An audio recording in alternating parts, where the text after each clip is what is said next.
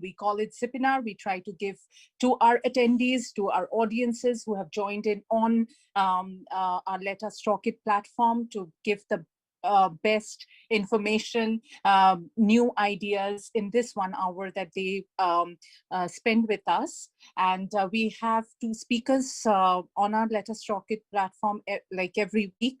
And if you have come to know about it, please spread the word. That is the little thing that you can do from your part. And if you have any suggestions, comments, please do leave that on the comment section. And if you want to interact with the panelists, with the speakers, then please do join the Zoom link. And as usual, we do not stop at the speaker and professional webinars only. We spread out for our youth. We try to do something for the next generation as well.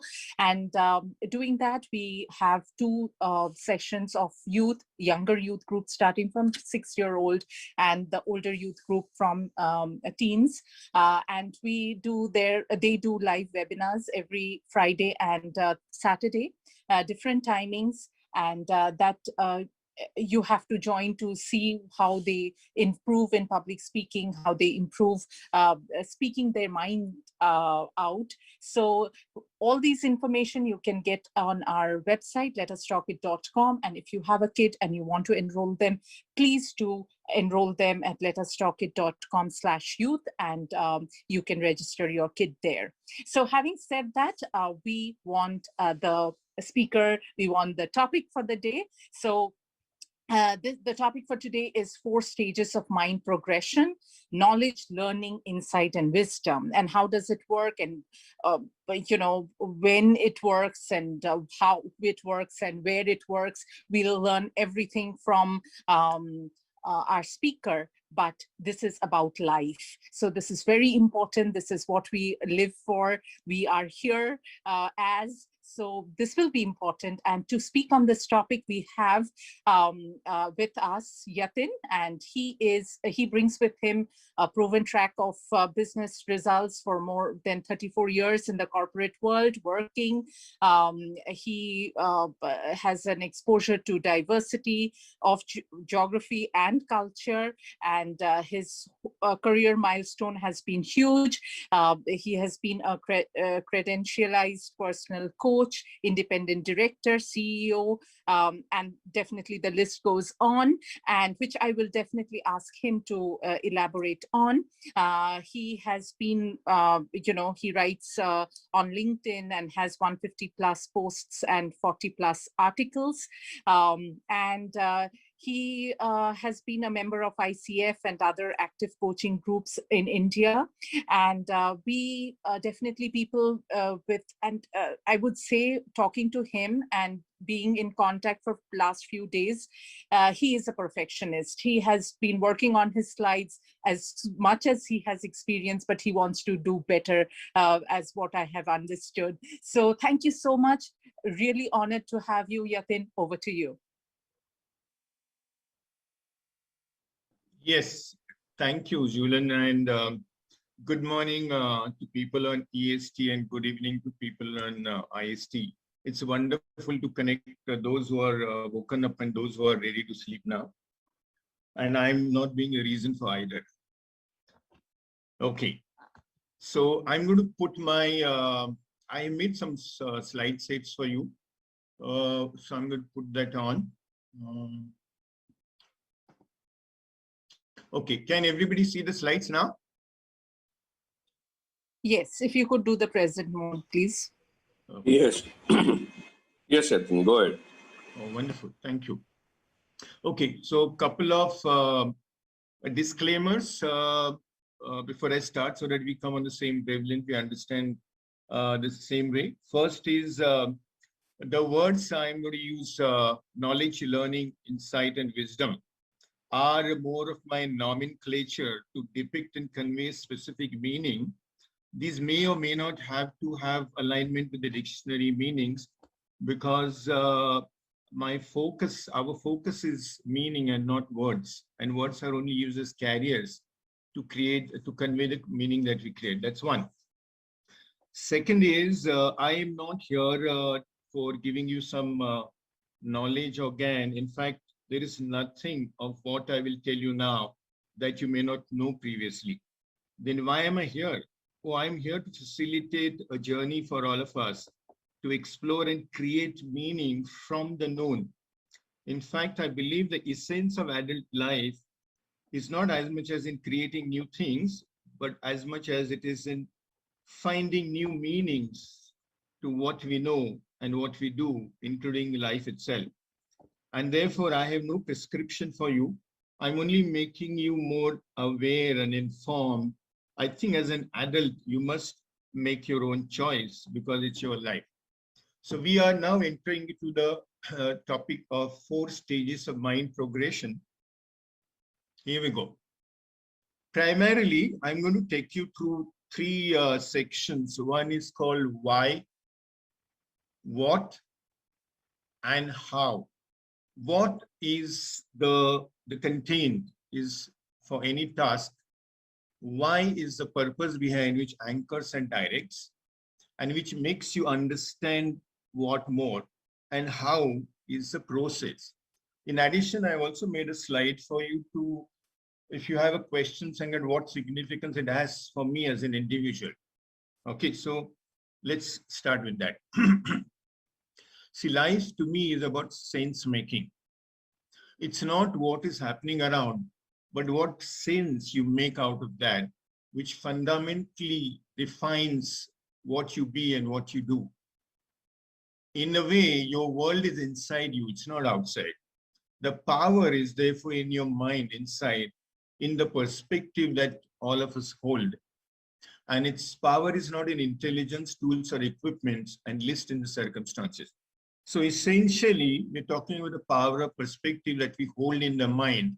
And therefore, to understand, that's why we want to understand the 4 stages at which your mind can operate from.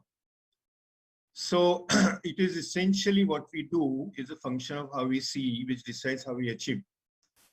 And there is an analogy which I'm not going into because of paucity of time, but you can connect, if some of you may know this story of elephant and 5 blind men, which powerfully highlights the power of perspective. Those of you who may not know, if you're interested, I'll send it to you. Okay, this is important. I heard that Abraham Lincoln apparently used to stand in front of a mirror every day, asking a question to himself, saying, am I a better person today than I was yesterday? Now, I don't even know whether this is a true story, and that's not relevant. What is more important are the 2 learnings that I take from this.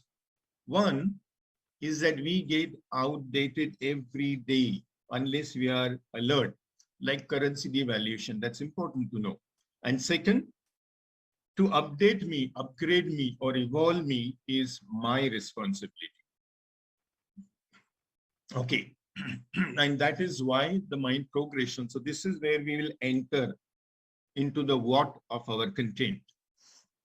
Essentially, as an adult, we have a choice of operating at any of these 4 sequentially progressive stages at which our mind can operate: knowledge, learning, insight, and wisdom.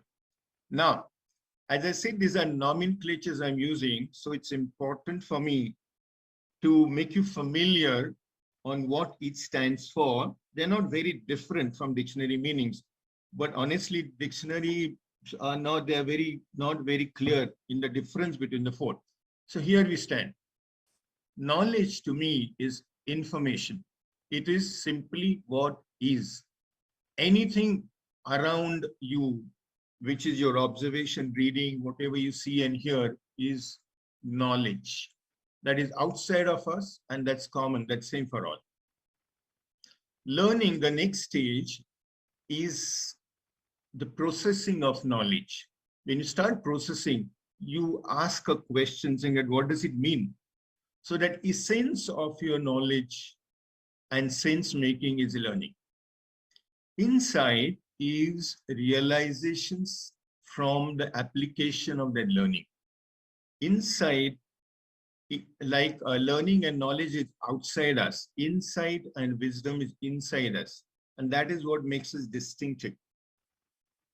Wisdom is an understanding across domain boundaries. It's a repository of synergistic learning and insights. It's a holistic understanding, which is the next stage of insight. Now, human journey of evolution is to grow from the most basic stage that we can operate from is knowledge to the most evolved, which is wisdom. And that is our fulfillment journey. In fact, the problem in the world is being under-leveraged. Our extent of being under-leveraged is the distance between knowledge and wisdom that we miss to map. And while it's your choice, and if you actually see where are many of us stand, on knowledge, you'll find 100% people on knowledge.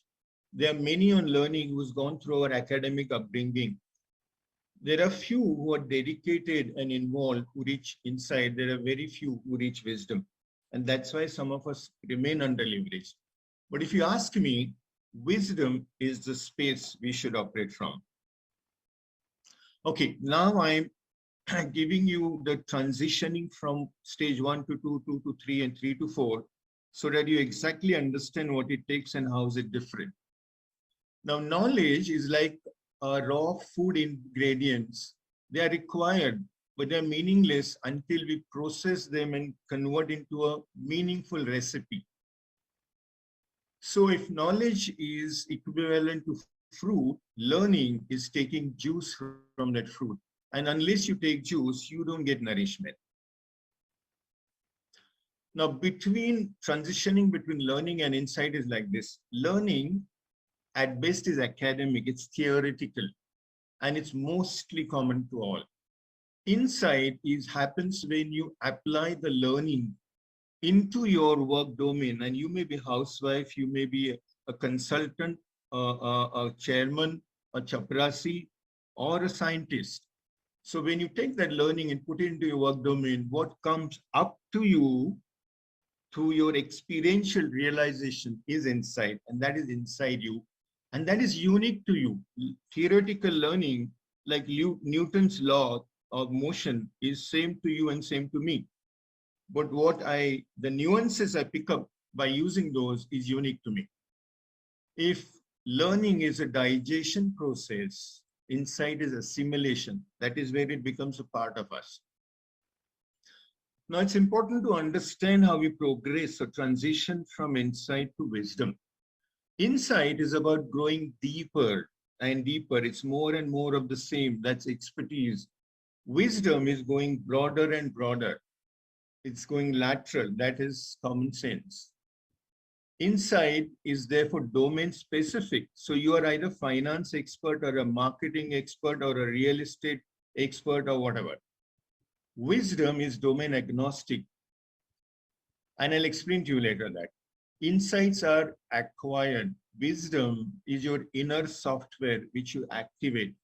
It's inside, it needs to be invoked. Now, insight is knowing more of the known with the use of the known, and you become expert. Wisdom, it is actually vertical. Wisdom is horizontal. Wisdom is connecting the known with the unknown. It's trying to understand unknown from what you know. It's an ability to make sense of the unfamiliar using what you're familiar with. And there are examples. We wouldn't have time to go through all, but let's say most of you will be aware of a concept of resonance. In metal, in physics, for example, each metal has a natural frequency. If you strike the metal at frequency, it resonates, which means it vibrates at twice the natural amplitude. Now, can you imagine this concept can be transposed and we can understand in humans, like human resonance? Of course we can. So humans also resonate. Now, if we can strike at a wavelength, if we can connect with a person and tap into his wavelength, I think humans resonate. That's why human output is always possible to be more than machine output. 1 plus 1 can be greater than 3 for humans. That's human resonance. Now, this is wisdom where I can transpose a concept of physics into understanding how it can happen in humans. Same is for cow rumination and human reflection, but I'm not going to take it in details because of paucity of time. If time permits at the end, and if you have a query, I'll be delighted to explain this more. Okay. Now at this stage, Julian, how much time do we have now?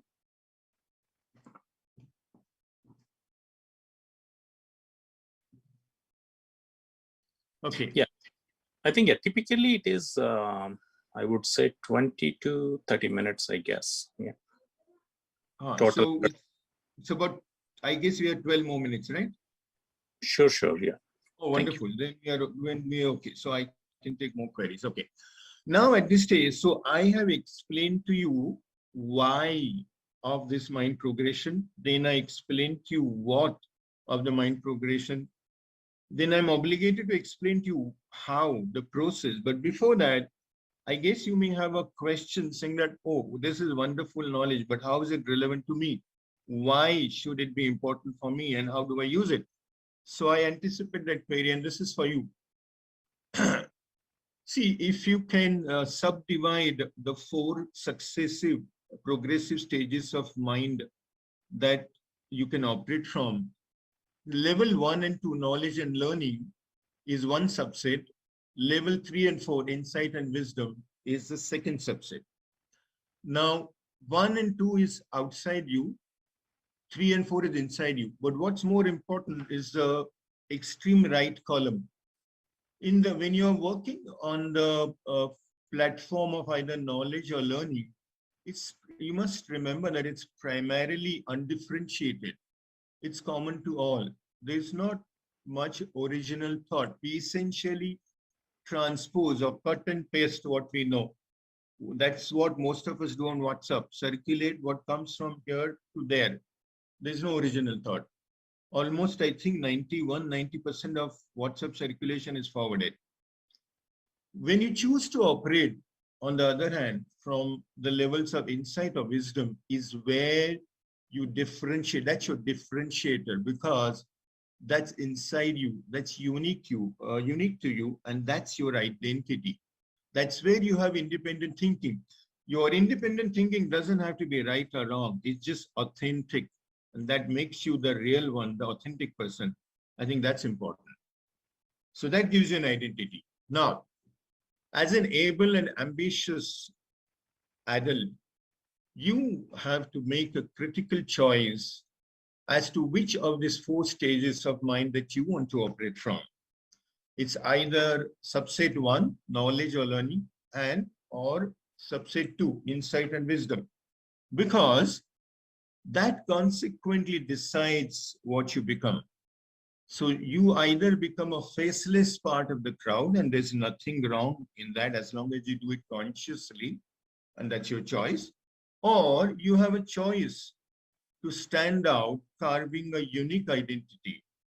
And that's a different statement of confidence. Now it is your choice. So as I always say, there is nothing right or wrong. If you remember at the beginning, I said, I'm neither here to give you a GAN, I'm making you aware and more informed, but I have no prescription. I have decided for myself, and so should you for yourself. It is your choice as to which level you want to operate from, because it's a question of your life. That brings me to the final stage of the third component of why, what, and how. Now, once you make a choice to operate at a certain level out of these 4 stages, how do you progress or transition from 1 to 2 to 3 to 4? It starts with an awareness. Well, some of you may have had already, but this is a session where I'm putting the seed. I'm seeding you in terms of making you conscious or aware that they exist. 4 stages, and that you have a choice. So that is the stage which you can grow yourself in awareness. Thereafter, it's your personal choice and commitment. See, nothing happens by acquiring knowledge. Now, I may tell you about what is the plus and minus of jumping from the 10th floor of your apartment and how to save yourself and be alive, but you may still choose to jump because that's your choice. So that's your commitment. You have to make a choice. So that's the second stage before you choose to transform and progress from one stage to another. Now, having made that commitment after the awareness that you get, the way to process and progress on this path is learning from self. I call it inside out pathway. From the school, our conventional pathway is outside in. So we have all the inputs from outside. It's a feeding pathway, which is your teaching, reading, preaching, or your motivational speeches, everything. Inside out pathway is a digestive pathway where you learn from yourself. How do you do that? So you must have increasing focus on why, understanding why or what. Never do anything what the task given to you, even if you're instructed. You should always try and understand why, because that anchors you, that makes you curious, and that puts you on a path. Reflection and introspection, I find as a good tools, and I've used those very effectively for taking juice from your fruits. Each of your completed year, each of your major experience, imagine like a juicy fruit. Now you must ask yourself a question: how many times have you taken juice from how many of the juicy fruits that you have? Because our psychological tendency is to get and acquire more fruits. Reflection, human reflection is equivalent to cow's rumination. Interaction and feedback, seeking. You need to be a seeker. The best seeker I know in the world is Ekalavya. When you are a seeker, you don't need a guru. You find your own way. That's a higher level of evolution. So that you can do through interaction and feedback. And I place enormous significance on seeking solo time, time with you, with yourself. It's not you alone in front of a TV or a book. It's you and you, which is either self-dialogue, meditation. All of this will help you to extract more juice from the fruits you already have. It's about invoking wisdom. Okay. Now, this is where the fun begins. So I end my brief, what do I say, interaction with you or sharing with you with the line saying that this is your important evolutionary journey. And it doesn't end here, obviously. It continues from there. Okay. I'm ready for any interaction, interest, queries, questions, supplementation, challenges, additional thoughts, reflections, because that is how we learn. Over to my audience. Okay, any questions to Yatin?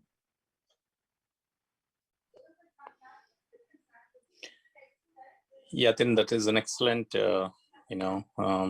analytical summary of how this whole thing works with the mind and how we can, take it from knowledge to wisdom. Sure. So yeah, thank you so much for your insights. Yeah, definitely. I think, the challenge comes in, when we are applying, when we're trying to apply, a lot of these things practically. Right. I think, I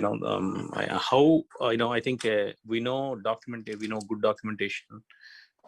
We know all the nice things to be done. But when it comes to action, that's where I think always I feel there is a gap where we need to fill it. I'm not referring to your presentation in, specifically, but in general, I'm, feeling that, yeah, there's always an additional set of hands, or some inspiration that humans need. So, for example, as part of LetUsTalkIt ecosystem, we recently started an initiative or a startup, called Questica, which is about like goals, and then how we can gamify the goals, and then also how we can provide the motivation to for the families and individuals to achieve their goals. Actually, we did a pilot for 4 families recently, and yeah, there were some good results. That's where I think, LetUsTalkIt is working on bridging that gap to provide the needed inspiration and also a group inspiration where Yes. The seekers would meet as a group every week Sure. to, check the progress and status on their goals. That's also proving to be good, actually. I just wanted to add what LetUsTalkIt is also doing, in this context. No, wonderful. I think the practical experience is always useful because they provide platform to go. What you told to actually the barrier, that is Srini, right? Yeah, right. Yeah. Srini, the point that you made on the barrier is the second point on the slide. That's the difference between 99 and 100 in cricket. Like Chetan Chauhan, came very, very close into 90s, but he never crossed 100. So the barrier is actually to make that personal choice and commitment.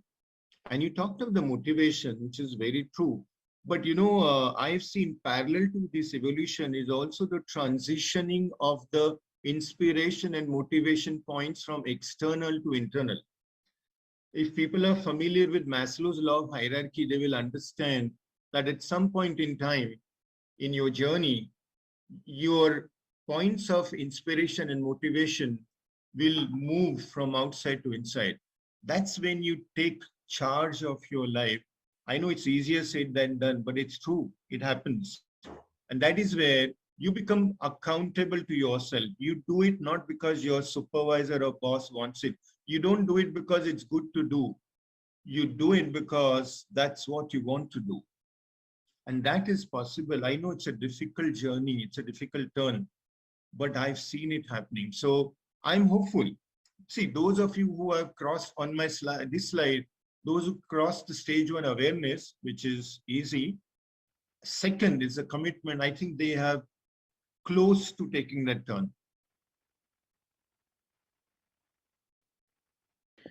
Yatin, this is Sheetal. Yes. I listened to your speech like a Chakora Pakshi for every drop. It's like I don't know if you know that analogy of Chakora Pakshi. The whole night, it waits for the drop. Every single sentence you said. Yes. Chakora. Yeah, I know. Go ahead. Yeah, so I listened to it. I grasped every single thing that you're talking about. And I have to use that word actually, mind blown, because I have heard speeches before on YouTube or in our Toastmasters and in general. But the way you have basically like peeled a banana to give us the essence is just incredible. And I can't believe that just 10 minutes ago or so, Srini sent me this, and I was thinking I'll do other things while listening, but I couldn't. I had to come and really listen because your value that you're adding with your speech is just it's something that should reach a lot more people. Thank you. Actually, what you call is banana peel, I exactly understand. We call it peeling onion. In coach, I mean, coaches normally do that. It's peeling onion from to reach the core. But I understand. I think that is. I will use that banana peel sometime. You know why? Because peeling the onion is actually painful. So I prefer the banana. Okay. See, if you permit me, there's another analogy I use. In the olden days, we used to have blackboards and white chalks.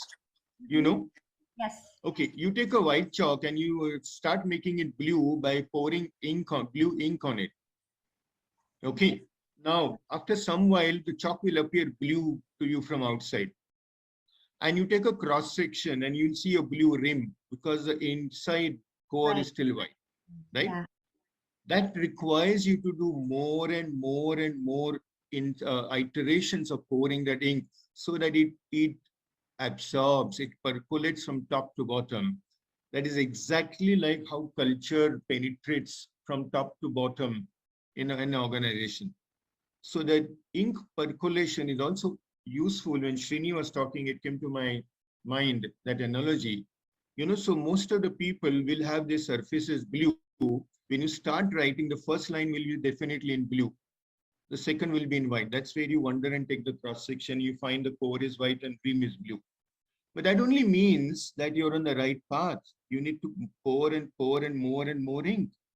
And surely it will penetrate. For some, the chalks are porous, it can go faster. For some, it will take more time. But the direction is right. And as I said, the point number 2, it depends on your personal commitment. Do you want to give up after 3 pourings saying that only 20% is due? It is your choice. But I think you can persist and you can still become Ekalavya, as I say.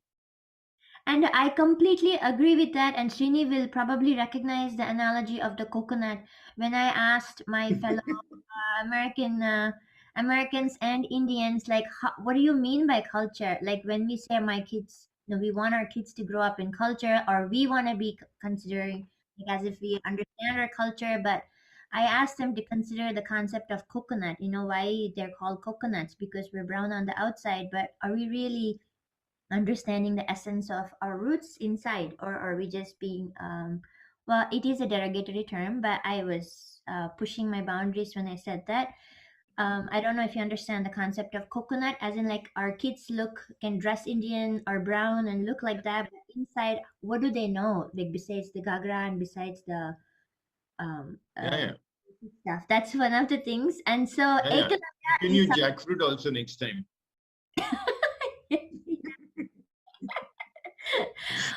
That's more aromatic. Coconut goes with the color, so Yeah. Oh, jackfruit can be, ripe, can be black like me. the one thing I wanted to say about the Ekalavya is absolutely true. One of the things that I came across is that yes, we can be Catholic, we can be Hindu, we can be so many things, but like you said, it's the outside. Unless we Yes. are something from inside, and that inside is going to be completely us. It's unique, like a thumb, Yes. right? Like a snowflake. And so I really connect with it. Thank you so much. Oh, thank you. Wonderful. I'm delighted. Great. Thank you so much, Yatin. That was really informational, especially the solo time, the meditation. Like most of us right now, like myself, like online school and all that. So the solo time is misinterpreted into just by yourself in front of your computer playing the games that you like, which you have emphasized that it's not the right solo time, just you Yeah. and yourself. Yeah, thank you for that. So Okay. we shall move to the next topic for today, which is empathy and branding across industries, which will Yeah. be discussed by a strategy and brand consultant, a leader which is built in tough situations, really, really tough because she can adapt anywhere, find connection solutions everywhere, and always up for the challenge. And I will present to you Pranina. And without further ado, please take over and have your presentation. Hello, everyone. Good evening. Good morning. Thank you so much for having me, team Let Us Talk It. It is so difficult to follow after Yatin, so I'm not sure how I'm going to do it because that is a difficult act to follow. Also, I said yes to this on a very short notice. So Yatin, thank you so much for sharing such an insightful presentation. Again, I'm speechless because I don't know how to follow that up. So I don't actually have a brilliant presentation for you guys. When I say branding, for me, it is so much about storytelling.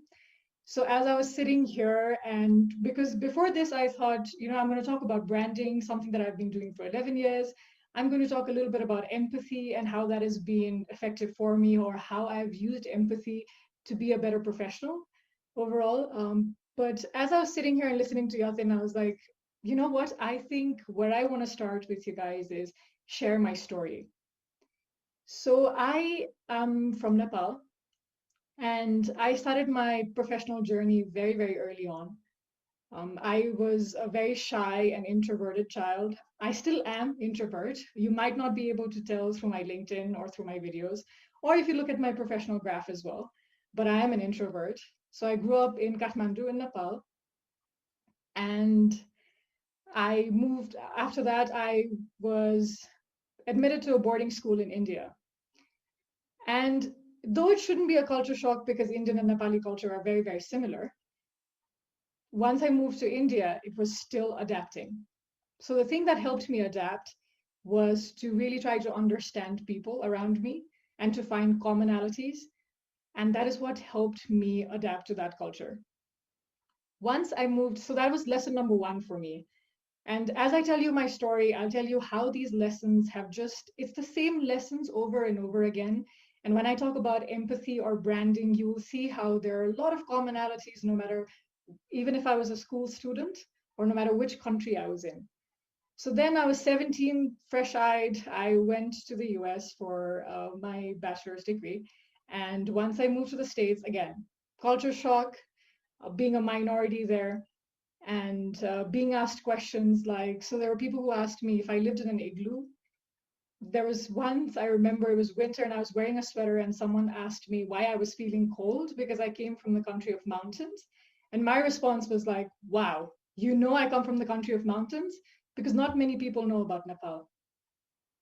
But what helped me instead of feeling like an outsider or a minority was, again, finding commonalities. So when I talk about empathy is so much about finding commonality or what you have in common, because you can only put yourself in someone else's shoes and understand their position if you really try to understand them and find something in common to be able to connect. So my first job was being a librarian in US, and my attitude was I wanted to be the best librarian possible. But that idea of practicing empathy, I did not know I was doing it then. But then as I grew older, I realized how it had started very early on, and finding commonality was just the foundation of it. Then I moved on to Australia, where I was living in Perth in Western Australia. And then my proper professional journey began. But I shouldn't call it proper, because the jobs that I learned from the most were never my full-time roles or really fancy positions. There were jobs that I did on the side. So when I moved to Australia, I got a job at Vodafone. This took a lot of hard work because that meant I must have printed about 200 resumes and dropped it in every single shop around malls. And that is how I got a call back. I got the job. Again, I wanted to be the best customer service agent possible. I progressed in my career in Vodafone. And how that progression happened was I was a salesperson. I used to sell mobile phone plans and phones from a kiosk in the beginning of my career. And I realized that people started waiting to speak to me. And I was pretty surprised. And that was my introduction to branding. Because branding, in all these years, that is where I learned it, is customer service first. It's what people think of you, not so much what you think of yourself.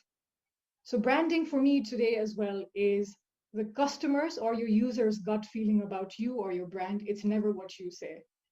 So me as a customer service agent at Vodafone, when people started waiting for me, it was that, it's what they thought of me. So I used to think I'm just an average salesperson with a funny accent in a country like Australia. But the fact that people waited is because they were happy to talk to me. So branding for me was also about human connection, is how people could connect with me. And again, empathy played a big part because it was about being a great listener. It was about finding commonality with a 70-year-old Australian woman who was retired.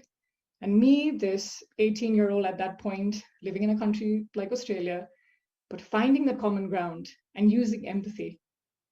That again, empathy came into play for me. And that is where I started getting promoted. So I had 5 promotions in Vodafone, all in all. And at the end of my career at Vodafone, I was business development manager. So, you know, when I say branding or empathy is relevant across industries, empathy is such a human emotion at the end of the day. Because one of the positions that I had later on was running a company. I was a CEO, and I've been a CBO for a startup as well. But what I learned at the very early stages of my career was what got me there and made me a better leader. So the other jobs, I really look at the pattern of my career, the jobs that taught me the most was not even Vodafone and not even the leadership positions. It was the other jobs that I had to do as a student to make my livelihood and to pay my tuition. So I have done sales I tell young people all the time, if you ever get the opportunity to do sales in your life, just do it. I don't think any other job teaches you as much as sales does. So with selling, I sold solar panels over the phone. I sold charity door to door. And the only thing that got me going and made me good at every single job I did was empathy. And empathy just meant, again, finding common grounds and realizing that I'm not selling to businesses. I'm not selling, whether you're a B2B business, or whether you're a B2B2C, whether you're B2C. At the end of the day, you are selling to people and they have to connect to you. So again, commonality and being able to put yourself in their shoes, that can only happen if you really realize that it's all about human connection at the end of the day. As I progressed in my career, I will skip a few roles in the middle. As I progressed in my career, I was the first female head of an automotive company. And some of the reason why I'm telling you some of my positions is because whenever I listen to someone, I always ask myself, why should I listen to you? And the thing is, I am an avid reader. I love reading books. I watched a lot of TED Talks. I say watched because recently I haven't had the time. And I've listened to a lot of inspirational leaders, and I have a lot of people that I look up to.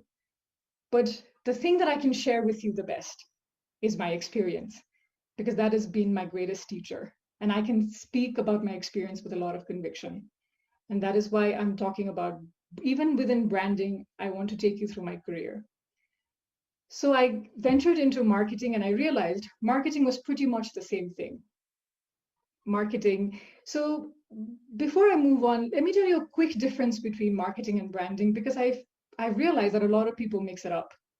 So my now position is branding consultant and strategy consultant. But when I say branding, it includes everything. So when I do a brand strategy with a company, I talk about your mission, your vision, your strategy, your 5-year plan. How are you going to get there? And whenever I talk about brand, it is always about alignment. And what I learned as a customer service agent or as a salesperson, and what I learned as a CEO is the most important thing for a company is alignment. And that is what branding is about. And that is one of the main reasons why it's relevant across industries, because no matter what industry you belong to, there has to be alignment in your business. And that is what branding is. So one of the positions that I had in my career was I was the first female head of an automotive company in Nepal. So I was running an EV startup. And my position from sales, from selling solar panels over the phone, was what made me a better CEO or a better leader, is because I realized I was still selling, that selling never stopped. That even as a CEO or a CBO, which was my later position with another company, was that I still had to sell. And empathy is so valuable when you have to sell, because as a CEO, what do? You have to convince your board of directors to listen to your ideas, to go along with you and to approve the ideas that you have, whether you talk about financial statements. And as a CEO or as a leader, what do? You have to get your team on board with you. You are only a leader if people listen to you and follow you. And that can only happen if you can establish connection, that very basic human connection. And without empathy, I don't think anyone can be a great leader. You can run great businesses, but are you truly going to be a leader if people are not listening to you or following you? So even if you're running a very, very technical company, like a tech giant, you still work with people. They will still have to listen to you. They will still have to work with you. And that can only happen through empathy. So that was me as a CEO for an EV startup. Later on, I went on to work with health tech company as well, but it's the same thing. And when I talk about branding and alignment, what branding truly is whereas sales is very outbound, you go and write to people, you write cold emails, you make these cold calls. But what branding does for you is people come to you. Pretty much how LetUsTalkIt team came to me, because I realized on all these years, so I've been working for over a decade now, and I have been great at branding other companies, as my career progression can tell you. But the one thing that I was very hesitant about doing was branding myself and putting myself out there. But as I've aged and as I've talked about empathy over the years, one of the things that I would probably like to leave you guys with is empathy has to begin with you first. You have to be kind to yourself. You have to be generous with yourself. And how you treat yourself defines so much of how you treat other people. And I realized that as I've aged. So one of the reasons I've been able to do personal branding now is because I've been kinder to myself, not criticize the way I look, not criticize the fact that, hey, I didn't say this well, or I hesitated a lot, where self-criticism is really, really high. And I realized that I had to be empathetic to myself as much as I projected outside, I had to begin with me. And that will make me a better leader even more. And then I started beginning personal branding as well. But with these companies, what branding has done, when you do branding really, really well, when there's so much alignment in your organization, the message you pass on to the mass will also be very, very clear. And that empathy that I talk about on an individual level is what branding does with people on a larger scale. So when I'm talking about empathy, I'm talking about human connection between you and me. But when I talk about branding, it is me doing it with 100 people at the same time. I'm taking my brand story to the mass. And what that does, it just proliferates your message. So even if you're sending that cold email or that cold message, no matter what industry your company is operating in, you will just have people respond to you better. You will just have people know who you already are because you focused on branding. So I'm not sure about the audience if you're even thinking of startups or if you have established organizations. Sometimes we tend to put branding in the back burner because we think, okay, marketing and branding is the same thing. So brand is your story, your vision, your mission. People need to be very clear about that. As much as you do and your team does, if people start connecting with your story, which is your mission, your vision, then people respond to you. So all the sales team that you will probably have or already do, their job will be so much easier. So remember that at the end of the day, branding is all about empathy, and branding is all about taking your message to mass in a proliferated way. And I will try to sum it up within that, but that is how it's relevant no matter what industry you belong to. I'm so sorry. I know it has been a little bit all over the place, but I hope you've had some good takeaway from that, from my little story as well. And I hope whatever you do tomorrow, whatever you're doing right now, you remember that it is important for people to know your story, to create that human connection with you, for you or your business to be successful, and for you to be successful as a leader as well. Thank you so much, you guys. I'm done. Thank you. That's really wonderful. Anyone has wanted to share their takeaways, have or some few questions as well? Yes, this is Sheetal. Pranayana, that was a beautiful speech. And I could see you using what you're telling us on yourself, even from the beginning to the end of the speech. So you were empathetic to yourself, even though you were, external wanted to compare you to the first speaker. You are brilliant and just natural. And I really appreciate you sharing your story. It is very inspiring. Thank you so much, Sheetal. That means a lot to me. I'm really, really grateful. Thank you. I hope you've had some good takeaways from this, though. Yes, very well explained, Pranayana, with a very practical, experiences from your life, how it can be applied, So that is a lot of common sense, and empathy would be so easy then. Thank you. Thank you so much, Rini, and thank you so much for having me on this. I'm extremely grateful to you for giving me a platform to just share my story. It means a lot.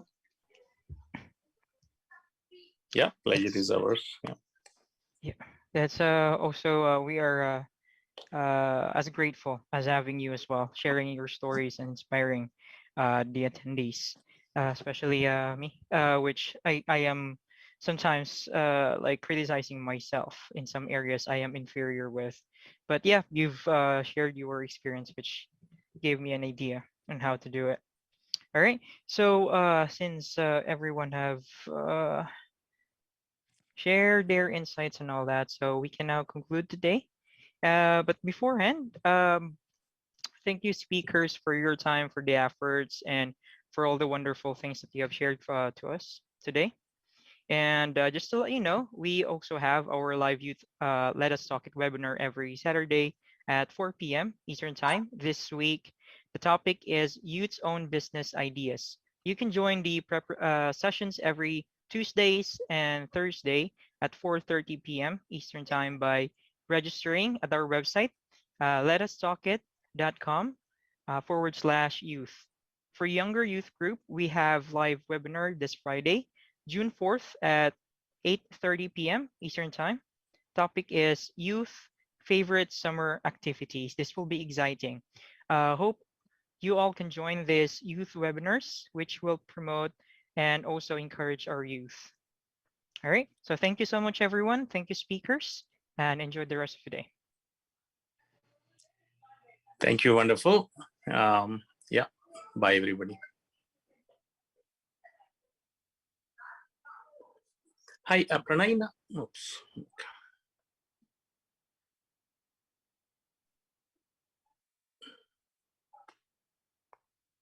I can message or I can tell Julan.